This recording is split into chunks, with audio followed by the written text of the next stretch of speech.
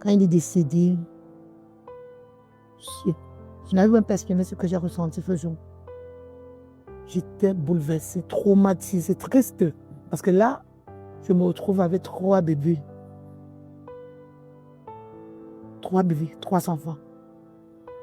Et j'ai perdu mon époux, qui était tout pour moi.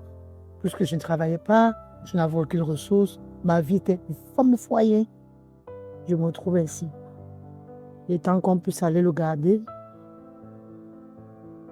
Et le comble, c'est qu'on m'interdisait de pleurer.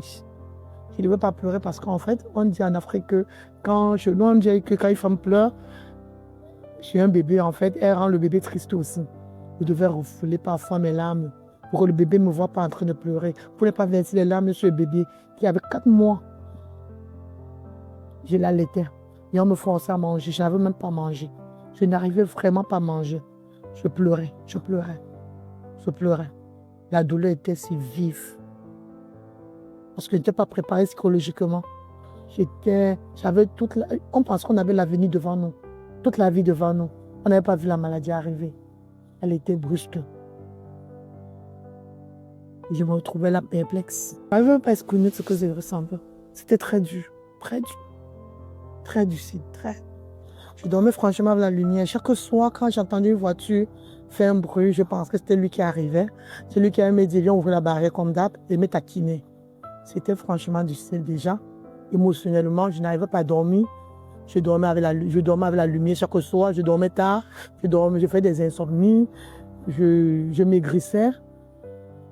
Au fur et à mesure, je perdais du poids. J'étais pâle. J'étais très pâle.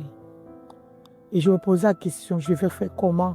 Je devais payer la location comment? Je n'avais plus d'argent et tout. Je vais faire comment? Beaucoup de gens vivent des deuils difficiles, mais n'osent pas vraiment en parler.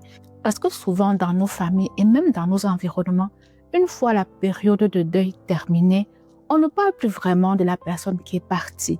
On essaie de passer à autre chose parce que les rituels sont faits. On te dit c'est la volonté de Dieu. Maintenant, il faut que tu acceptes, c'est comme ça, il n'y a plus rien à faire. Mais ce qu'on oublie, c'est qu'il y a des deuils qui sont parfois compliqués. Compliqués par la cause du décès, par les circonstances et aussi par l'environnement. Mais peu de gens ont justement cette connaissance ou cette prise de conscience pour se dire, mais tiens, au-delà des défis quotidiens, il y a également les défis psychologiques, les impacts de cette perte sur la santé mentale de l'épouse, de l'époux et même des enfants.